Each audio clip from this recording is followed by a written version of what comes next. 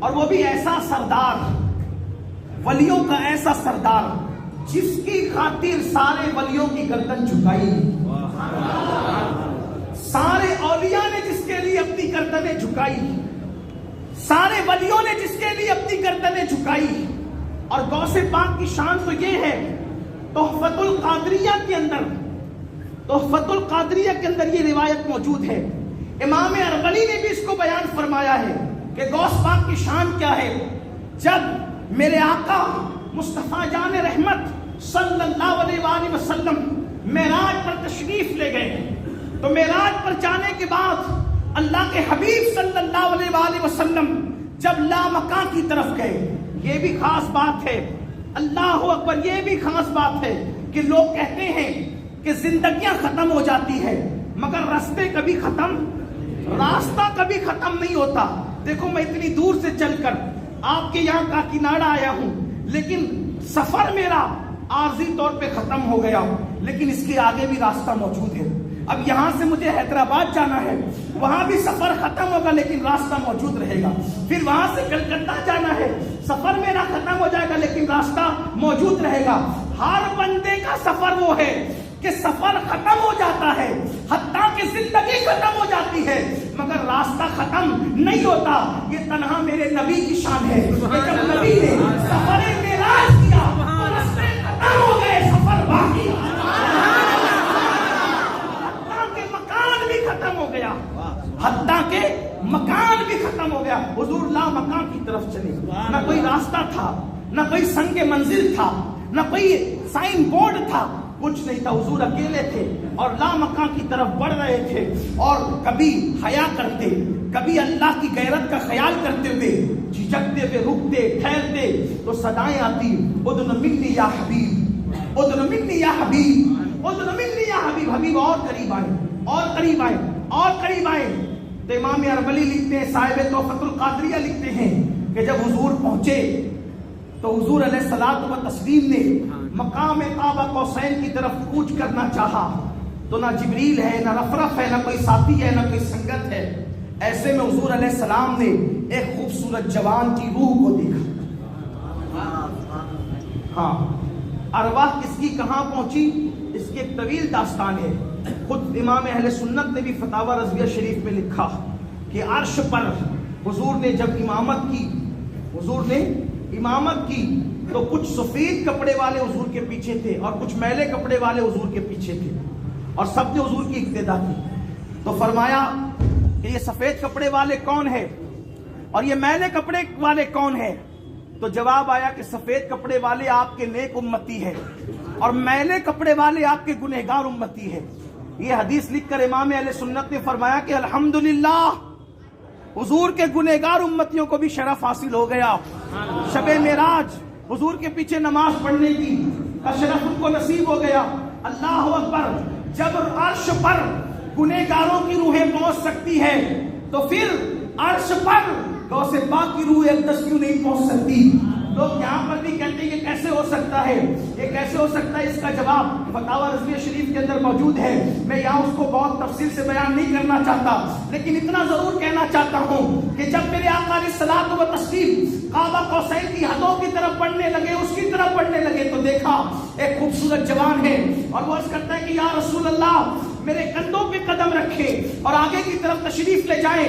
تو اس وقت ہوا یہ، آقا نے قدم رکھا، مقام کعبہ قوسین پہ تشریف لے گئے۔ اللہ سے پوچھا مولا یہ جوان کون ہے جس کی طرف میرا دل کھنچتا ہے اور یہ اس نے اپنی گردن میرے لیے پیش کر دی؟ تو جواب آتا ہے حبیب یہ آپ کی اولاد میں آپ کا بیٹا ہے، بیٹا جو مقام نبیوں نے آپ کو عطا کیا ہے وہ مقام ولیوں میں اس کو عطا کریں گے، اور یہ آپ کی اولاد میں وہ شخص ہے کہ جب یہ کہے گا کہ میرا یہ قدم ہر ولی کی گردن پر ہے تو اولیاء اس کے لیے اپنی گردن کو جھکا دیں گے۔ اسی کو عبد القادر جیلانی کہا گیا ہے۔ تو آپ نے عرض کیا مولا اس نے میرے لیے اپنی گردن جھکائی، سارے اولیاء اس کے لیے گردن جھکائی۔ اسی لیے امام ارغلی نے لکھا ہے کہ جب غوث پاک پیدا ہوئے تو آپ کی گردن پر، آپ کے پشت پر رسول اللہ کے قدم کا نشان موجود ہے۔ یہ شان ہے غوث پاک رضی اللہ تعالیٰ۔ تو جب ہر ولی قیامت میں کام آئے گا تو غوث پاک کتنا کام آئیں گے؟ ان کی نسبتیں کتنی کام آئیں گی. اس لیے ہم کہتے ہیں غوث پاک سے جڑو, غوث پاک کی نسبتیں حاصل کرو, سرکار غوث پاک سے محبت کرو, بلکہ ہر ولی سے محبت کرو. اور غوث پاک تو وہ ہے. مجھے ایک بات یاد آئی یہاں پر کہ غوث پاک کے لیے یہ آتا ہے کہ اولیاء ان کے لیے گردن جھکاتے ہیں اور جھکائیں گے, ہے نا. لیکن اتفاق سے معراج کی بات آئی تو مجھے ایک بات اور یاد آ گئی. اتفاق سے کل دماغ میں تازہ ہو گئی کہ آج پھر یاد آ گئی. حضور اکرم صلی اللہ علیہ وآلہ وسلم نے اپنے دو صحابہ کو سیدنا فاروق اعظم اور مولا علی سے کہا کہ میرا یہ جبہ میری امت کا ایک بندہ ہے جس کا نام اویس قرنی ہے, یہ اس کو پہنچا دے, اس کو دے دے. نہیں, اب اویس قرنی کون؟ اویس قرنی خیر التابعین, سید التابعین. حضور نے جن کو سلام بھیجا, جن کے لیے جبہ بھیجا, اور فرمایا کہ اویس سے کہنا وہ میری امت کے لیے دعا کرے, میری امت کے لیے دعا کرے. فاروق اعظم اور مولائے کائنات نے وہ جبہ حضرت اویس قرنی کو دیا اور کہا کہ حضور نے تمہیں سلام کہا. یہ بھی بڑی خوبصورت بات ہے کہ جب وہ سلام پہنچایا تو حضرت اویس قرنی نے کہا کہ جب میرا نام میرے نبی کی زبان پہ آیا تھا تو اس وقت حضور کی کیفیت کیا تھی. عاشقوں کا مزاج یہ الگ ہوتا ہے. اور یاد رکھنا, آدمی کچھ بھی بن جائے مگر عاشق نہ بنے تو وہ کچھ نہیں ہے, اور آدمی کچھ نہ بنے اور عاشق بن جائے تو وہ سب کچھ ہے. یہ اویس قرنی کو ان کے عشق نے وہ منزل عطا کی, وہ مقام عطا کیا ان کے عشق رسول نے, کہ حضور نے صحابہ سے کہا کہ اس سے کہنا وہ میری امت کے لیے دعا کرے. عشق رسول اس مقام میں تھا. جب آپ چلتے تھے تو لوگ آپ کو پتھر مارتے تھے. حضرت اویس قرنی کو لوگ پتھر مارتے تھے, پتھروں سے مارتے تھے. تو اویس لوگوں کو کہتے تھے, لوگوں بڑے پتھر نہ مارا کرو, چھوٹے چھوٹے مارا کرو. لوگوں یہ نہیں کہتے تھے کہ مت مارا کرو, یہ نہیں کہتے تھے کہ مت مارا کرو. کیا کہتے تھے؟ مارو, ضرور مارو. اس لیے کہ عاشق تو ہوتا ہی مار کھانے کے لیے, دیوانہ تو ہوتا ہی مار کھانے کے لیے, جو وہ دیوانے کے جسے پتھر نہ مارے جائیں. لیکن بات اتنی ہے, مارو ضرور مارو, بڑے پتھر نہ مارو, چھوٹے چھوٹے مارو. تو لوگ کہتے تھے اویس عاشق بھی بنتا ہے اتنی بڑی ہستی کا اور مار کھانے سے ڈرتا ہے. کہا میں نے کب کہا کہ نہ مارو, میں تو کہتا ہوں مارو, بڑے نہ مارو, چھوٹے مارو. تو کہا چھوٹے کیوں؟ تو کہتے تھے بڑے پتھر مارتے ہو تو چوٹ لگتی ہے, خون نکل آتا ہے, خون نکلتا ہے تو وضو ٹوٹ جاتا ہے. بے وضو نام محمد کیسے لے سکتا ہوں, بے وضو یار کا نام کیسے لے سکتا ہوں. میں تو یہ چاہتا ہوں کہ تم پتھر مارو, چھوٹے پتھر مارو, تاکہ میرا وضو قائم رہے, با وضو نام محمد بھی لیتا رہوں, تمہارا کام بھی چلتا رہے گا, میرا کام بھی.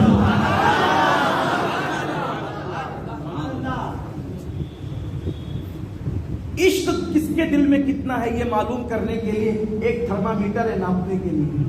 جس کے دل میں جتنا ادب ہوگا وہ اتنا بڑا عاشق رسول. بغیر ادب کے کوئی عاشق رسول نہیں ہو سکتا. آج تو رسول اللہ کا نام ایسے لیتے ہیں, آپ صلی اللہ علیہ وسلم کہتے ہیں, صلی اللہ علیہ وآلہ وسلم بھی پورا نہیں پڑھتے. اپنے مولوی کا نام لیں گے تو 4 عبارتوں کے بعد اصل نام آئے گا, 4 القابات کے بعد آئے گا. اور حضور کے القابات لے لو تو لوگ چراغ پا ہو جاتے ہیں, اتنے بڑی, اتنا مت بڑھایا کرو ان کو.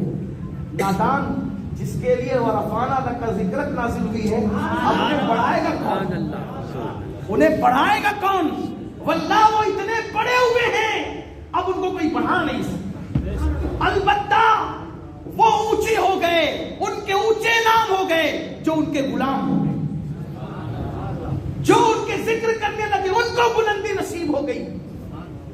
حضور کو کون بڑھا سکتا ہے؟ اللہ نے ان کو اتنا بڑھایا, اتنا بڑھایا, اتنا بڑھایا کہ اب ان کی بلندی کا کوئی اندازہ, جب ان کے غلاموں کی بلندی کا اندازہ نہیں ہو سکتا. سرکار غوث پاک فرماتے ہیں مجھے کسی پہ قیاس مت کرنا, کسی کو مجھ پر قیاس مت کرنا. عبد القادر جیلانی اللہ کے رازوں میں سے ایک راز بن کر آیا ہے. جب 500 سال کے بعد پیدا ہونے والے بیٹے کی شان کا یہ عالم ہے تو میرے نبی کی شان کا عالم کیا ہوگا؟ کوئی اندازہ کر سکتا ہے؟ اللہ اکبر. تو عرض یہ کر رہا تھا کہ اویس قرنی کو حضور علیہ السلام نے جبہ پہنچایا اور 2 صحابہ کو حکم دیا کہ تم اس کو جبہ دینا. لیکن جب جبہ دینا تو ان سے کہنا کہ وہ میری امت کے لیے دعا کرے. اویس قرنی کو وہ جبہ دیا گیا, سلام پیش کیا گیا. جب سلام پیش کیا تو انہوں نے پوچھا کہ میرا نام آیا تو کیفیت کیا تھی؟ فاروق اعظم بول پڑے, اتنے بڑے عاشق تھے, ملنے کیوں نہیں آئے؟ تو انہوں نے عرض کیا سرکار آپ نے تو بار بار دیکھا ہے, یہ بتائیں کہ حضور کی بھویں ملی ہوئی تھی یا الگ الگ تھی؟ اتنا سننا تھا.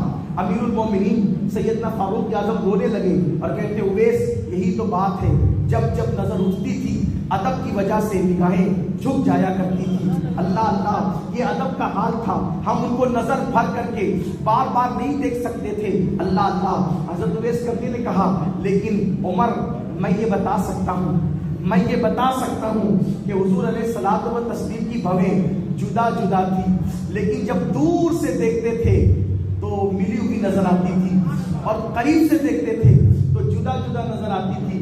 اس سے ہٹ کر بھی ایک روایت موجود ہے, ملنے کا تذکرہ بھی آتا ہے لیکن اختلاف روایت کی طرف نہیں جاتا. تو عرض یہ کر رہا تھا, پھر جبہ دیا گیا, یہ جبہ لو حضور کی امت کے لیے دعا کرو. اویس قرنی نے جبہ لیا اور جبہ لینے کے بعد آپ نے دعا کے لیے اللہ کی بارگاہ میں عرضی کی. اب آپ یہاں تھوڑا سا اندازہ کر لیں, جس سے دعا کروانے کے لیے حضور حکم دے, جس کے پاس حضور صحابہ کو بھیجے, اس اویس قرنی کی شان کا عالم کیا ہوگا؟ اتنا اندازہ تو آپ سب کو ہو گیا ہوگا. اویس قرنی وہ جس کے لیے حدیث پاک میں آیا ہے کہ اویس قرنی نے دعا کی تھی, اے اللہ میں نے محبوب سے ایسا عشق کیا, اب میری تمنا یہ ہے کہ وہ مجھے جانے اور میں انہیں جانوں اور مجھے تیسرا کوئی نہ جانے, یار کے سوا مجھے کوئی تیسرا نہ جانے. اسی لیے اللہ نے اویس قرنی کی قبر بھی چھپا دی. پوری دنیا میں اویس قرنی کی 7 قبریں ہو گئی. کوئی کہتا یہ ہے, کوئی کہتا یہ ہے, کوئی کہتا یہ ہے. اصلی قبر تک رسائی ہونا مشکل ہو گئی. اور جب قیامت کے دن اویس قرنی میدان محشر میں پہنچیں گے تو اس وقت 70,000 فرشتے اویس قرنی کے ہم شکل ہو جائیں گے. کوئی کہے گا وہ اویس ہے, کوئی کہے گا وہ اویس ہے, کوئی کہے گا وہ اویس ہے, کیونکہ اویس نے عشق کا وہ لباس پہن لیا کہ دل میں تمنا تھی میرے یار کے سوا مجھے کوئی نہیں پہچانے. یہ ہے عشق, یہ ہے محبت, اور یہ محبت کی لذتیں دو عالم سے کرتی ہے. بیگانہ دل کو عجب چیز ہے لذت آشنائی. جب یار کا پتہ مل جاتا ہے تو آدمی پھر گمنام ہونا چاہتا ہے, بلکہ وہ ایسی دعا کرتا ہے کہ ایسا گھما دے ان کی بلا میں خدا ہمیں ڈھونڈا کرے پر اپنی خبر کو خبر نہ ہو. آدمی اپنے آپ ہی سے گم ہو جانا چاہتا ہے. تو جناب اویس قرنی رضی اللہ تعالیٰ عنہ ہاتھ اٹھا کر دعا کرتے, اللہ جس محبوب نے جبہ دیا اس جبے والے کا واسطہ ان کی امت کو بخش دے. ندائی اویس محبوب کی آدھی امت تیری دعا سے بخش, محبوب کی آدھی امت تیری دعا سے بخش دی. دریائے کرم جوش میں دیکھا, عرضی کی مولا اور زیادہ بخش, اور زیادہ بخش دے. امام اربلی لکھتے ہیں تفریح الخاطر کے اندر, امام اربلی لکھتے ہیں کہ جب کہا کہ مولا آدھی بخش دی تو آدھی اور بخش دے. دریائے کرم جوش میں دیکھا تو جواب آیا نہیں, اس لیے کہ قدرت کے فیصلے ہیں. آدھی تیری دعا سے بخشا ہے, آدھی تیری دعا سے بخشا ہے, آدھی عبد القادر جیلانی کی وجہ سے بخشا, آدھی تیری دعا سے بخشا ہے, آدھی عبد القادر جیلانی کی وجہ سے بخشیں گے. آخر یہ دعا اور وجہ پر بھی تو لوگ توجہ کریں کہ کیا شان ہے میرے مرشد غوث پاک کی رضی اللہ تعالیٰ عنہ. اللہ اکبر.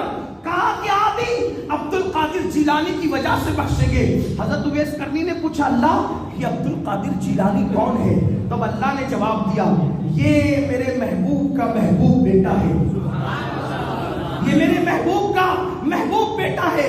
جو مقام نبیوں میں میں نے اپنے محبوب کو عطا کیا وہ مقام ولیوں میں عبد القادر جیلانی کو عطا کریں گے. یہ ہماری حجت ہے, یہ ہماری دلیل ہے, یہ ہماری نشانیوں میں سے ایک نشانی ہے. جو عبد القادر سے محبت کرے گا ہم اس کو اپنا محبوب بنا دیں گے, ہم اس سے محبت کریں گے. اللہ اکبر. اور پھر جب حضرت اویس قرنی نے سنا کہ ان سے محبت کرنے والا بھی محبوب ہوگا تو پوچھا مولا یہ رہتا کہاں ہے, یہ رہتا کہاں ہے تاکہ میں اس سے جا کے ملاقات کروں.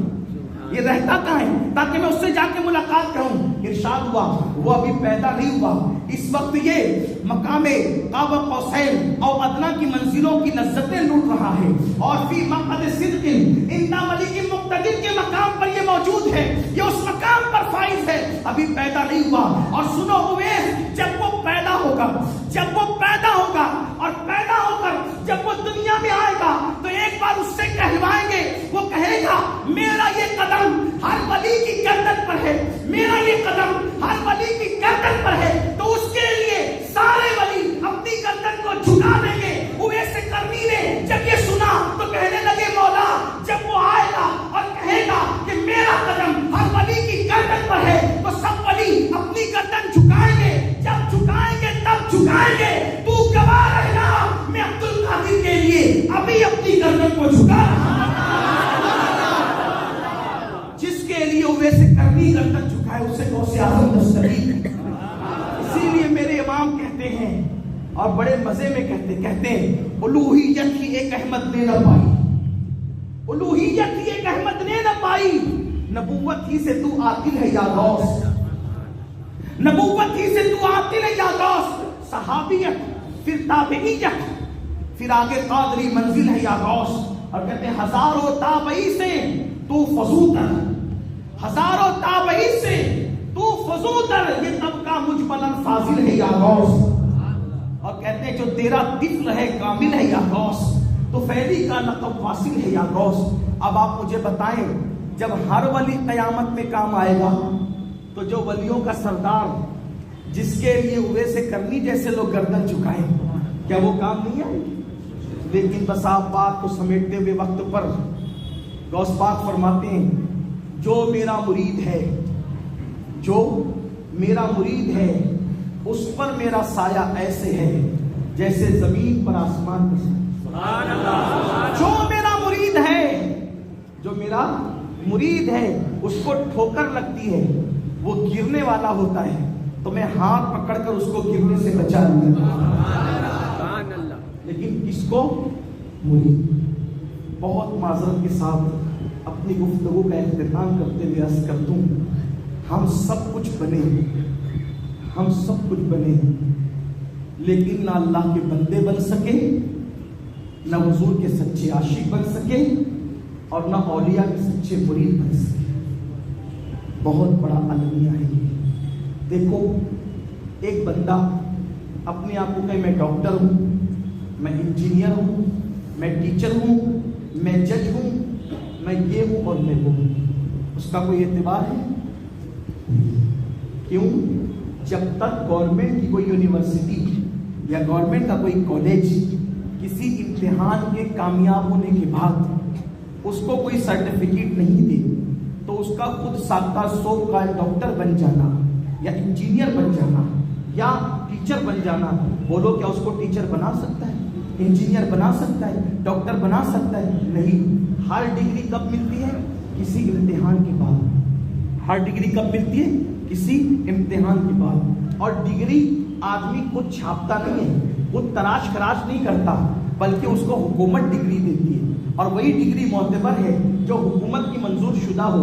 ہم نے اپنے آپ کو کہا میں اللہ کا بندہ, میں نبی پاک کا امتی, میں حضور کا عاشق, اور میں غوث پاک کا مرید, اور میں یہ اور میں یہ اور میں علام اور میں فلاں. ہم بہت کچھ میں کر چکے, لیکن ایک کنڈیشن ہے. کنڈیشن کیا؟ کنڈیشن کیا؟ کنڈیشن. آپ کہتے ہیں میں نے غوث پاک کا دامن پکڑا, ہم کہتے ہیں میں نے غوث پاک کا دامن پکڑا. میں تو اتنا سمجھتا ہوں کہ اگر غوث پاک کا دامن چور پکڑ لے, چور, وہ چور نہیں رہ جاتا. پھر غوث پاک کا دامن اگر چور پکڑ لے تو چور بھی ولی ہو جاتا ہے. چور دامن پکڑے ولی ہو جاتا ہے. ہم نے کیسے دامن پکڑا غوث پاک کا کہ ہم نمازی بھی نہ بن سکے؟ اب سوچے تو صحیح, غوث پاک کا دامن کیسے پکڑا؟ پتا چلا ہم نے چیٹنگ کی ہے, چیٹنگ, خود فریبی کی ہم نے. واللہ غوث پاک کے دامن میں کوئی کمی نہیں ہے, کوئی کمی نہیں ہے. غوث پاک کی چوکھٹ پہ کوئی بیٹھ جائے نا, صرف غوث پاک کی چوکھٹ پہ بیٹھ جائے تو بھی وہ معمولی نہیں رہ جاتا. اولیاء اس کے وسیلے سے دعا کرتے تھے جو چوکھٹ پہ بیٹھ جائے. ہاں ہم کیسے بڑے بڑے دعوے، زندگی میں نہ نماز کا پتہ، نہ روزوں کا پتہ، دین سے دور، دین سے بیگانہ. یاد رکھنا، جاتے جاتے دل کا درد آپ کی دل کی دہلیز پر رکھ کر جا رہا ہوں. ہو سکے تو گھر جا کر میری گفتگو پہ غور کرنا. میں کوئی مقرر، کوئی خطیب نہیں کہ میں کوئی فن آپ کے سامنے پیش کر رہا ہوں. نہیں، میں آپ کے سامنے صرف اپنے دل کا درد پیش کر رہا ہوں. دین سے دور رہ کر، بیگانہ رہ کر کتنے بھی مزے لے لو، ایک دن اللہ کی طرف لوٹنا ہے. آخر موت ہے.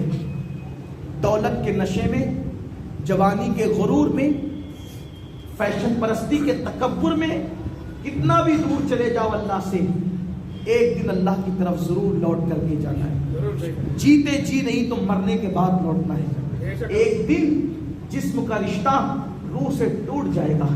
میرا مال، میری دکان، میرا کاروبار، میری دولت، فیشن، یہ وہ، کتنا دن سے دور جاؤ گے.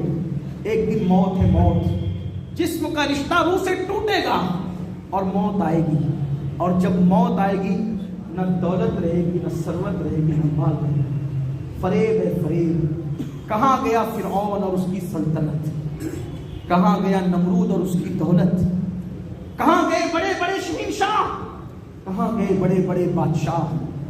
جن لوگوں کو دودھ اور چندن سے نہلایا جاتا تھا روزانہ، جن کے لیے نئے نئے حوض بنائے جاتے تھے، آج ان کی قبروں کا نشان ہے. کہاں گئے مغل بادشاہوں کا تخت و تاج؟ آج ان کی قبروں پر کوئی فاتحہ پڑھنے والا نہیں. دین سے دور رہ کر کتنی زندگی گزارو گے؟ کب تک اللہ سے بغاوت کرو گے؟ کب تک گناہوں میں زندگی گزارو گے؟ کیا وہ وقت نہیں آیا کہ توبہ کر کے اللہ کی طرف پلٹ آؤ؟ کیا وہ وقت نہیں آیا کہ اللہ کی طرف آ جاؤ؟ ایک نماز کے لیے صرف 10 منٹ کا ٹائم لگتا ہے، صرف 10 منٹ کا ٹائم. اگر فلم کے لیے 3 گھنٹے نکال سکتے ہیں تو کیا نماز کے لیے 10 منٹ کا ٹائم نہیں نکال سکتے؟ ہیرو کی نقل کرتے ہیں تو کیا رسول اللہ کی اتباع میں حضور کی سنت چہرے پہ داڑیاں نہیں سجا سکتے؟ لوگ کہتے ہیں میں داڑھی رکھوں گا تو کیسا لگوں گا. میرے بھائی کیسا لگے گا؟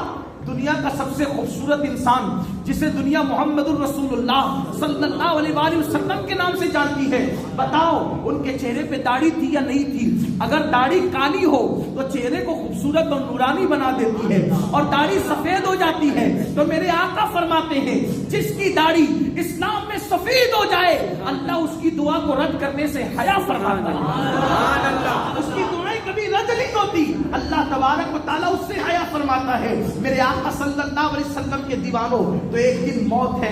قبر میں اکیلے جانا ہے.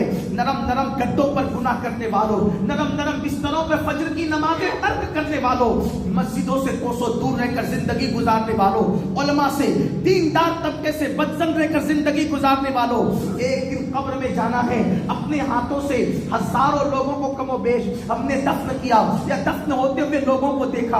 ایک دن ہمیں بھی مرنے کے بعد اپنے قیمتی لباس اتار لیے جائیں گے، قیمتی کپڑے اتار لیے جائیں گے اور قبر میں اکیلے ڈال دیا جائے گا. ہائے وہ قبر، جو لوگ اپنے کمرے کی گرمی برداشت نہیں کر سکتے وہ قبر کی گرمی کیسے برداشت کر سکیں گے؟ جو چونٹی اور مچھر کے ڈنک کو برداشت نہیں کر سکتے، نماز چھوڑنے کے عوض میں اتنے بڑے بڑے سانپ مسلط کیے جائیں گے. اللہ کے حبیب غیب دا نبی صلی اللہ علیہ وآلہ وسلم فرماتے ہیں بے نمازی پر اللہ 99 سانپ مسلط فرمائے گا. اور ایک ایک سانپ کی قوت کا عالم یہ ہے کہ اگر وہ کسی پہاڑ پہ ڈنک مار دے پہاڑ ریزہ ریزہ ہو جائے، وہ دنیا میں پھنکار دے، دنیا کے سارے انسان اس کی گرمی سے مر جائیں. آپ مجھے بتائیں ایسے 99 سانپ بے نمازی پہ مسلط ہوں گے جس کے ڈنک کو پہاڑ برداشت نہ کر سکے، کیا ہمارا جسم اس کو برداشت کر سکے گا؟ آپ مجھے بتائیں تو صحیح، کیا اپنا جسم اتنا طاقتور ہو گیا؟ کیا اپنا جسم اتنا مضبوط ہو گیا؟ نہیں نہیں میرے بھائیوں، غفلت کی زندگی سے نکلو اور اللہ سے عہد کرو. قبر میں جانا ہے، قبر میں جانے سے پہلے اللہ کو راضی کر لو، اللہ کو منا لو. آج سے پہلے جو ہوا سو ہو گیا، جو ہوا سو ہو گیا. اب کیا کریں؟ اب کیا کریں جب اس قبر میں جانا ہے کہ آگے مٹی، پیچھے مٹی، دائیں مٹی، بائیں مٹی، اوپر مٹی، نیچے مٹی، نہ تکیہ ہے، نہ کوئی ساتھی ہے، نہ کوئی سنگت ہے، کچھ نہیں ہے. میرے آقا فرماتے جب بے نمازی کو اس کی قبر میں رکھا جاتا ہے، چاروں طرف سے قبر دباتی ہے اور پسلیاں ایسے مل جاتی ہیں، حضور نے دونوں انگلی شریف کو آپس میں ملا لیا، ایسے آپس میں پسلیاں مل جاتی ہیں۔ آج سے پہلے جو بس ہوگا، آخری راستہ ہے اللہ کے قریب آنے کا، آخری راستہ، اسے توبہ کہتے ہیں۔ کیا کہتے ہیں؟ پلٹو، توبہ، توبہ کر لو۔ میرے اللہ کا اعلان ہے، جو توبہ کر لیتے ہیں ہم اس کو گناہ سے ایسا پاک کر دیتے ہیں جیسے اس نے گناہ کیا ہی نہیں۔ ان اللہ یحب التوابین، اور توبہ کرنے والوں کو اپنا محبوب بنا لیتے، توبہ کرنے والوں کو اپنا محبوب بنا لیتے۔ توبہ کا مطلب کیا؟ کان کھینچنا یہ توبہ نہیں، گال پیٹنا یہ توبہ نہیں، استغفر اللہ کہنا صرف یہ توبہ نہیں۔ توبہ کا مطلب یہ ہے جیسے بکری کا دودھ ایک مرتبہ تھن سے باہر آ گیا تو اب اسی سوراخ سے دوبارہ اس تھن میں واپس نہیں جا سکتا، ایسے گناہ سے ہجرت کر کے توبہ کر کے جو گناہ سے باہر نکلے، گناہ کے ماحول سے، پھر دوبارہ اس راستے پر نہ جائے، اس کو کہتے ہیں توبہ۔ اور جو ایسی توبہ کرتا ہے اس کو اللہ اپنا محبوب بنا لیتا ہے۔ اگر وہ کسی کے سر پہ ہاتھ رکھ دے تو بھی اللہ اس کی قسمت بدل دیتا ہے، اتنا معزز ہو جاتا ہے توبہ کرنے والا۔ چند منٹ کا وقت میرے پاس ہے، ایک بات عرض کر کے گفتگو مکمل کروں۔ آؤ توبہ کریں، آؤ توبہ کریں، آؤ پلٹ آئیں، اس سے پہلے کہ موت کی آخری ہچکی آئے پلٹ نہیں، توبہ کریں۔ آپ یہ مت سوچنا کہ میں گنہگار ہوں مولانا، میں توبہ کروں گا تو قبول ہوگی، توبہ سب کی قبول ہے، بس شرط ایک، ایسے نکلو کہ دوبارہ اس راستے مت جانا، اس کا نام توبہ۔ پھر دیکھنا کیسے کرم ہوگا، سچی نیت کرو گناہ سے بچنے کی، پھر دیکھنا کیسے کرم ہوگا۔ اور کیسے کیسوں نے توبہ کی اور وہ کیسے عظیم بن گئے، کیسے عظیم بن گئے۔ آؤ جو چند منٹ ہے اس میں ایک بات کر دوں، کیسے عظیم بن گئے توبہ کی برکت سے۔ ایک جوان، نوجوان جوانی کی دہلیز پہ قدم رکھتا ہے، جذبات بھی جوان تھے، بغداد معلیٰ میں زندگی گزر رہی تھی۔ بغداد جیسے آج کل ممبئی ہے، کلکتہ جیسے بڑے شہر ہے، دلی ہے، ایسے عراق کا بہت بڑا شہر بغداد جسے عروس البلاد کہتے ہیں، ہمیشہ سے وہ مرکزی شہر رہا ہے بغداد۔ بغداد کے بڑے شہر میں زندگی گزر رہی، جوانی کی دہلیز پہ قدم رکھا، ایک لڑکی سے آنکھیں چار ہو گئی، اس کو دل دے بیٹھا وہ جوان، اور جیسے ہی دل دے بیٹھا اور لڑکی سے کہا مجھ سے ملو گی؟ لڑکی نے کہا ٹھیک ہے، رات کو آنا پھر ملیں گے۔ اس نے رات کا انتظار کیا اس جوان کا، اور بغداد کی سردی بڑی مشہور، جیسے دلی اور کشمیر کی سردی مشہور ہے، ایسے بغداد کی سردی بھی عراق میں بہت مشہور ہے۔ ابھی اتنی آبادی ہوگی تو بہت سردی رہتی ہے، جب آبادی نہیں ہوگی تو سردی کا عالم کیا ہوگا۔ بڑی سردی کے اندر وہ جوان جا کے اس لڑکی کے گھر کے سامنے کھڑا ہو گیا، ابھی آتی اور ابھی آتی اور ابھی آتی۔ اس نے تو ایسے ہی بس دل لگی کی تھی، امتحان لیا تھا، آزمائش لی تھی، وہ جوان کھڑا رہا کھڑا رہا کھڑا رہا، حتیٰ کہ سردی کی طویل رات میں کھڑے کھڑے انتظار میں پوری رات گزر گئی۔ وہ لڑکی نہ آئی نہ اس کو آنا تھا۔ جیسے ہی بغداد معلیٰ کی مسجد کی میناروں سے اذان کی آواز بلند ہوئی، دل میں خیال آیا عشاء کی اذان ہو گئی، دل میں خیال آیا عشاء کی اذان ہو گئی۔ جیسے مؤذن نے کہا الصلاۃ خیر من النوم، فوراً دل میں خیال آیا یہ عشاء کی اذان نہیں، یہ تو اذان فجر ہے۔ ہائے، مجھے خیال بھی نہ رہا، میں پوری رات ایک لڑکی کی محبت میں، آسمان کے نیچے زمین کے اوپر اتنی سردی میں کھڑا رہا، ایک لڑکی کی محبت میں۔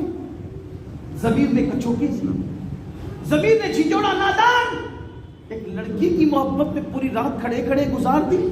اس نے نہ آنا تھا نہ بے وفا وہ آئی۔ کاش یہ رات تو کسی لڑکی کی محبت میں کھڑے ہو کر حرام کام کرنے کی بجائے یہ رات تو اللہ کی محبت میں کھڑے ہو کے گزارتا، اور تجھے کیا مرتبے ملتے۔ بس جیسے دل میں خیال آیا، ذہن چینج ہوا، اذان کی آواز سن کے وہ جوان مسجد گئے، نماز فجر پڑھی، خوب روئے، توبہ کی، اے اللہ تجھ سے دور ہو گیا تھا، توبہ کرنا چاہتا ہوں، معاف کر دے مجھے، پلٹ جانا چاہتا ہوں، بخش دے۔ جوانی کے جذبات نے مجھے کہاں تک لے گئے، اب تیرا بھاگا ہوا غلام واپس تیرے دروازے پہ آ گیا ہے، بخش دے مولا۔ یاد رکھنا ہر عدالت کا یہ قانون ہے، میرے جملے پہ توجہ کرنا، ہر عدالت کا یہ قانون ہے، جہاں پر جرم کو قبول کر لو عدالت سزا دے دیتی۔ ہر عدالت کا یہ قانون ہے، جہاں جرم کو غلطی کو قبول کر لو سزا ہوتی ہے۔ یہ تنہا میرے اللہ کی عدالت ہے جہاں پر جرم کو قبول کر لو سزا نہیں دی جاتی بلکہ معاف کر دیا جاتا ہے۔ ہر جگہ گناہ قبول کر لو تو ذلیل کیا جاتا ہے۔ یہ میرے اللہ کی بارگاہ ہے، جہاں گناہ بندہ قبول کر کے شرمندہ ہو جائے تو ذلیل نہیں کیا جاتا بلکہ توبہ قبول کر کے مقام محبوبیت عطا کیا جاتا ہے۔ آ جاؤ میرے اللہ کی بارگاہ کی طرف، آ جاؤ میرے رب کی طرف، توبہ کر لو، گناہ سے توبہ کر لو۔ اس جوان نے توبہ کی، فجر کی نماز کے بعد گڑ گڑایا، پھر اشراق کا وقت ہے اشراق بھی پڑھی، چاشت کا وقت ہوا چاشت بھی پڑھی، اب سوچا گھر چلنا چاہیے۔